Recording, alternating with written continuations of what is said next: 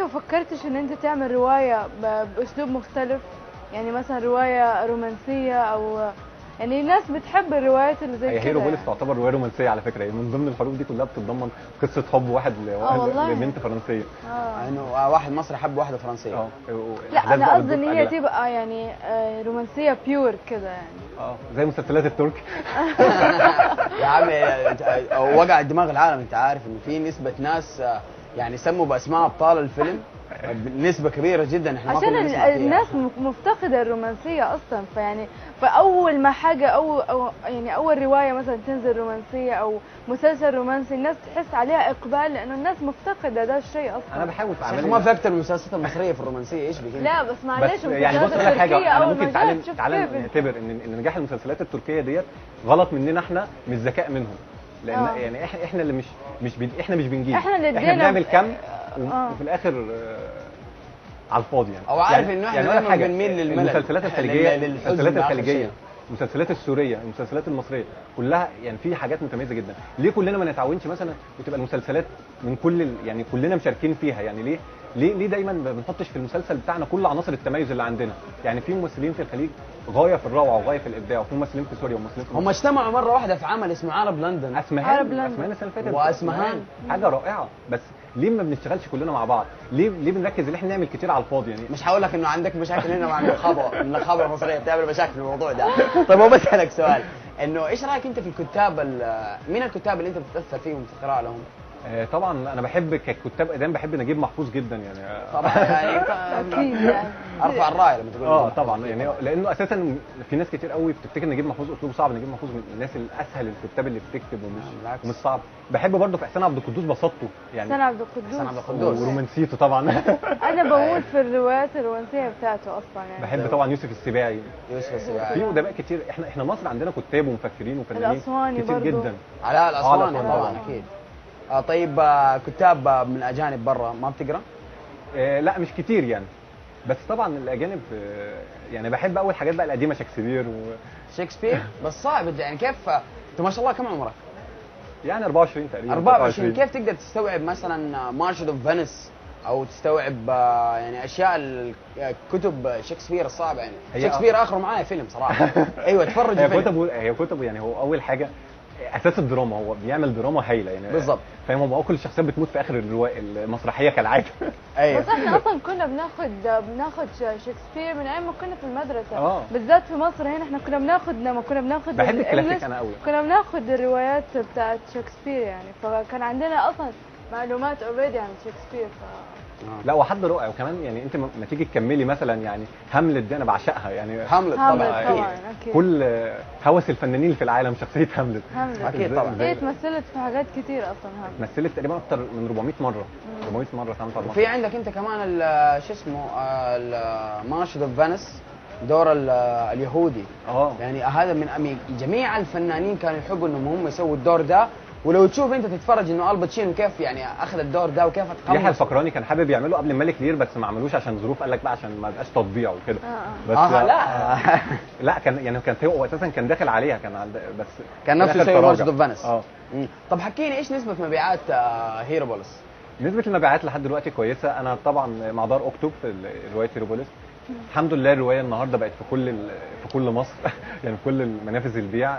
كانت من فتره كده كان في منافذ لسه مش موجوده. ردود الافعال عليها بتجيلي على الانترنت كويسه جدا، الناس عاجباها. انت حاططها على الانترنت ولا بس؟ لا انا حاطط عامل جروب ليها صغير، فالناس عجبتها بتبعت لي ارائهم اللي بيشتروها. انا سعيد انا سعيد ان انا لو مت دلوقتي ابقى مرتاح نفسيا يعني بعد لا بالعكس احنا بنشوف منك اعمال يعني المهم الواحد في الاخر ان هو في الاخر هل انا دلوقتي لو مت انا راضي اللي انا كتبت الروايه دي؟ انا راضي. انا فاهم الايديولوجي اللي انت ماشي فيها، انه انا اللي هل لما اموت في ناس هو بتسمعني، في ناس بتقرا هيروبوليس، في ناس بتقرا الكتاب حق الان ال بي اللي انا كتبته. طب بسالك سؤال، ايش الخطوه اللي انت جاي فيها؟ انت الحين كتبت روايه وكتبت كتاب عن انا دلوقتي هدفي طبعا التنميه البشريه. هو بالنسبه للتنميه البشريه عشان دي طبيعه، انا كنت حابب ان انا فكره الناس تقول لي يعني انت محاسب ومش محاسب، فانا حبيت انا محاسب اهو بفهم في الاداره وبفهم في دي شغلتي. اما انا حابب ان انا اكون روائي اكتر. يعني انت عندك روايه قريبه ممكن تنزل السوق ولا لا؟ لا انا هيروبوليس لسه احنا في صدد ان احنا تحويلها لمسلسل اذاعي وان شاء الله بعد كده تلفزيوني. فربنا يكرم يعني. الخطوه جايه لا مجموعه قصصيه بسيطه كده بتدور بقى عن الناس اللي عايشه في القاهره. اوكي. لان عشت في القاهره فتره يعني. ايوه انت ايش رايك في اسلوب الكاتب بلال فضل؟ بلال فضل كاتب رائع رائع جدا، وعلى المستوى الانساني رائع. يعني عارف الاستباحه بتاعته دي في المصري اليوم. ايوه لازم اي حد يقراها يعني. أيوة طبعا. لازم كل يوم. زي احمد رجب في الاخبار زمان ما كان بيكتب نص كلمه. نص كلمه. اكيد. اكيد انت يعني عارف بيعجبني انا اسلوب كمان استاذ بلال فضل، انه بيمثل لك الشارع المصري بحذافيره. في كتاب له اسمه ألمين. طبعا. اخر الكتاب انا مش فاهم هل هو الألمين اللي هو الألمين ولا ألمين؟ هو قصده ألمين. الألمين دول. طيب ايش كمان خطوتك الجايه؟ انك دحين تبغى روايه، بس هل انت حلمك انك انت تخش في مجال السينما؟ مجال ايه؟ السينما. تكتب سيناريوهات وكده؟ انا حابب ادخل في مجال الدراما. انا كنت في الاول وانا صغير كنت حابب ادخل في السينما. دراما يعني سينما؟ لا دراما فيديو. دراما تبغى الفيديو. التلفزيون. بس لقيت نفسي يعني هيرو بوليس ما الناس قريتها فكتير قوي قال لي لا انت لازم تكتب تلفزيون، لان الروايه فيها 35 بطل وبتدور في احداث كتير يعني. فالناس كتير قوي رشحت لي اللي انا بقيت تلفزيون. هذه قديش حجم الكتاب؟ كم صفحه الكتاب؟ كتاب تقريبا في حدود 160 او 170 صفحه. 170 صفحه. بس يعني ممكن لا مش اوف يعني. مش كبير. اوف والله ليك. لا لو هتخش تلفزيون تقول 950 يعني. لا دي فكره يعني. ايوه انا فاهمك، عشان كده انت بتحولها على راديو. لا هو اللي محولها طبعا كاتب اسمه حسين هاشم، ده كاتب سيناريو. انا ماليش علاقه بالسيناريو يعني بالسيناريو سيناريست. وبرده ما هتتحول تلفزيون برده ماليش علاقه بالسيناريست يعني حد تاني مختلف، لان انا اساسا انا نفسي خرجت من المود يعني. خرجت من جوها بعد 3 سنين خلاص مش عايز اشوفها تاني. في ناس عرفتك غير اصحابك اللي كانوا حوالينك لما الكتاب نزل؟ يعني انا في ناس، انا بيجي لي ناس مثلا من الكويت بعتوا لي الروايه نزلت في السعوديه في معرض الرياض وعملت مبيعات كويسه جدا. معرض الرياض. بشكر السعوديين طبعا اللي بيشوفوني دلوقتي على انهم راحوا اشتروها. والسعوديه بتحييك طبعا اكيد. الله يكرمك. طب عايز اسالك يعني انت ما خفتش يا محمد انه في نسبه كبيره من الشباب ما بيحبوش يقروا كتب اصلا يعني، فاهم؟ بقى بيستسهلوا كل حاجه على الانترنت، او مثلا خلاص كل شيء سهل عندهم، صعب انهم يروحوا يشتروا كتب وكده. ما حسيت ان دي ممكن تاثر عليك كمبيعات؟ هو الكلام ده فعلا بس كان من 2 3. دلوقتي في ناس بتشتري مش النسبه كبيره جدا يعني. انا دايما اللي بقول ايه مثلا المطربين بيوزعوا مثلا، المطرب اللي مش كويس بيوزع نسخ رهيبه اكتر من اي كاتب في مصر.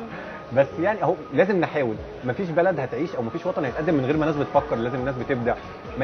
دي حاجه ضروره في الحياه. اي بس زمان كان في ناس بتحب القرايه، بس دلوقتي خلاص يعني حس اغلبيه الشباب قليل جدا لو تعرف ان واحد بيقرا قرانين او بيقرا كتب او وات ايفر يعني. بس هو للاسف دي انا اخترت دي الطريقه. هي دي يعني فاهم. انا ممكن اوصل بفكري بكذا طريقه يعني. الفيسبوك وكده ده بيوصل الروايات للناس اكتر. لو انت بتحطها اونلاين ممكن. لا مش بحط روايه اونلاين، بحط مثلا باخبارها الناس بتتابعها. حاجات تانية يعني. ممكن في يوم من الايام مثلا ابقى اعمل برنامج مثلا اوصل فكري للناس. بس موضوع الكتابه ده يعني في حاجات كده الواحد ما يقدرش يعني دي حاجات غصب عنك. انا ما اعرفش اعيش من غير ما اكتب خلاص يعني. دي طريقه تفكير في الحياه. انا دلوقتي شايف انت بتفكر حركت ايدك ازاي، انا ممكن اسجلها عندي واستغلها مثلا لما اجي اكتب في حاجه او مثلا او اخد شخصيه. اي كاتب كده بحس. طبعا احنا اكيد طبعا بنشكرك مره ثانيه كفاينا، وبرضه بنتمنى انا وروعه انك انت تجيب لنا كتاب بس تمضي عليه، لانه ده يعتبر شرف لنا انه شاب عمره 24 سنه كتب روايه عن الحياه في السويس. والروايه هذه حتتقدم في الراديو. انا بس امشي اسمع الراديو يقول هذا الولد كان معايا يا جماعه جاء ووقع له حتى شوفه هو ده الدليل. الله يكرمك. احنا بنشكرك جدا. وضيوفنا الكرام احنا دحين معانا اغنيه احلام ويلك، حنروح نسمعها ونرجع لكم ثاني.